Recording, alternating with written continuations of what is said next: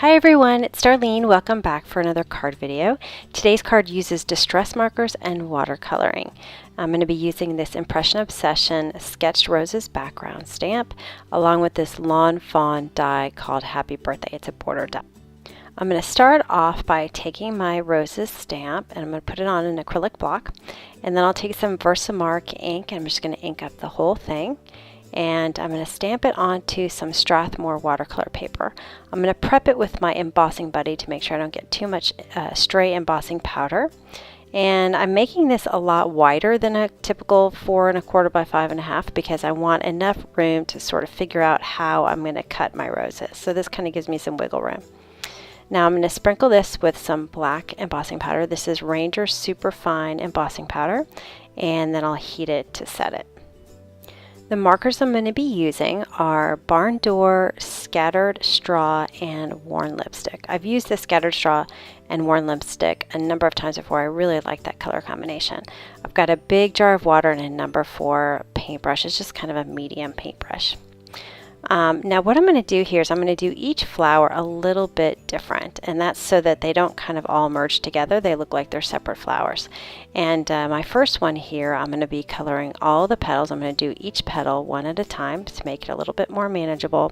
I'm doing the outer edge of each petal in my Worn Lipstick, and then I'm going to go back in with my Scattered Straw and I'm just going to fill in those gaps. Now you could leave a little white space in between these two colors if you want. You get kind of a little different blended look, but I'm having them touch. And then for this particular flower, I'm going to also take my Barn Door and I'm just going to touch the very edges, like in the middle of the outer petals. And this is just going to give me a little bit more variety of color. And in some of the other flowers, I used different combinations of those 3 colors. All right, so here's the fun part. So I'm going to wet my brush and I'm just going to tap the water in. And I'm going to go back into my water jar frequently because I want to clean off my brush because I don't want anything to blend with my brush. I want it to all blend with the water. I want the water to do all the work. So when I go and put the water in, I'm just barely tapping it and I've got lots of water on my brush. And because I embossed these images, the water is pretty much staying in the line so that the colors don't blend all together into one. So I'm going to drop water into each one of these petals and I'll let the water blend the colors together, and it comes out really pretty. So you can see kind of hints of all the different colors, yet they don't merge completely. So it looks like it's got a variety of colors in it. I love this technique because it's really easy. You don't really have to think about much. You just color with your markers and it doesn't even have to be a nice perfect coloring. And then it's fast because you just drop the water and you don't have to do any blending at all. Okay, so now I'm going to move on to some of my other flowers. I'm going to speed this up quite a bit, but the key thing is that I'm using kind of more or less of the different colors. So this particular flower has Scattered Straw. I started with that and I did quite a bit of that, and I just highlighted it a little bit on the edges with the Worn Lipstick, and then I'm going to use that same dropping the water technique in.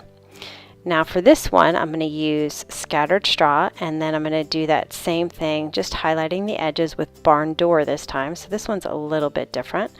Drop the water in and just let it blend.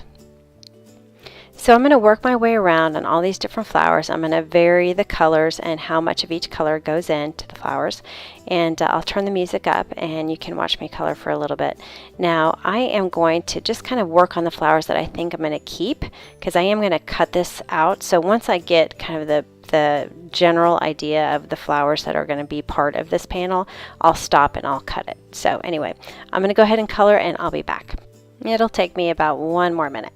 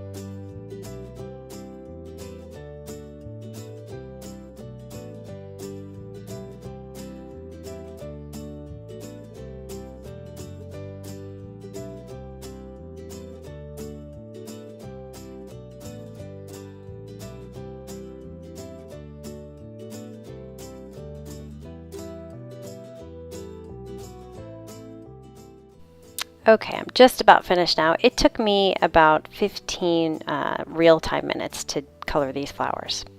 And now you can see I've sort of indicated here where I'm going to be cutting it right along those. You want to get flowers that aren't overlapped in the front. You can see that right one is kind of a little overlapped, so I'm going to try to move my panel. That's why I made it so wide. I'm going to move my panel so that it's more toward the left-hand side, so I won't get too much of that flower that's covered on the right-hand side. So I'm going to cut this to 4 1/4 inches wide. And then I'll take my scissor and I'm just going to cut around the edges of these roses. And once I get that all cut out, I'll be able to see the areas that I need to color, because I didn't want to color too much that I didn't have to. So I'm going to speed this up quite a bit. I'm just filling in the gaps that I left white and like kind of those background flowers that I skipped. So I'm going to do this super quick, and then we can move on to the rest of the card. All right, this is some Simon Says Stamp wood grain cardstock. I love it. And this is my Nina Solar White cardstock base, which is 4 1/4 by 5 1/2 folded. It's a top folding card. Now I'm going to lay it right next to my watercolor piece, and then I'll measure how much of my wood grain cardstock I'm going to need. I really hate to waste cardstock, so I'm just going to measure out exactly how much is going to show behind this flower panel. So I'll cut that out using my paper trimmer, and then I will adhere it with my ATG at the bottom of this folded card base.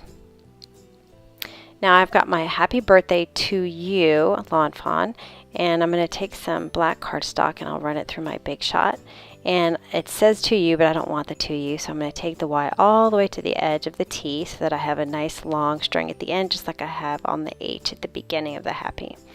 Now I'm going to take my watercolor panel, and you can see I'm just finishing up my roll here. I've got a little roll, but I actually have a huge roll, and this is what I do is I just take it off the big roll and I keep rolling it on the little roll, and then when I run out I go back to the big roll, roll it again on the little roll. It's really easy to transfer it over from roll to roll.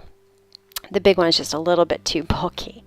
Anyway, so I'm going to put that on top of the card base at the top. And now I'm ready to put my sentiment on. And I know there are easier ways, but sometimes I just get a little lazy. I just take my 2-way glue pen and I kind of dot it all the way along. And it's probably not the cleanest way to do it, but it's the fastest and it really sticks well. And the nice thing about the 2-way glue pen is that once you get it on there, you do have a little bit of wiggle room to kind of move it around and make sure it's perfectly straight. So you can see I move it around just a little bit to make sure that it's the same distance on all sides, and then I just tap it with my finger and it sticks great. And then I just dotted the eye with a marker. And that is the card for today. It was pretty easy, and I think it looks pretty good. I like this technique a lot, and I'll link over to the other card that I use with this technique. Actually, 2 of them. I'll link to both of them. So anyway, I hope you enjoyed that, and I will see you next time. Thanks for watching.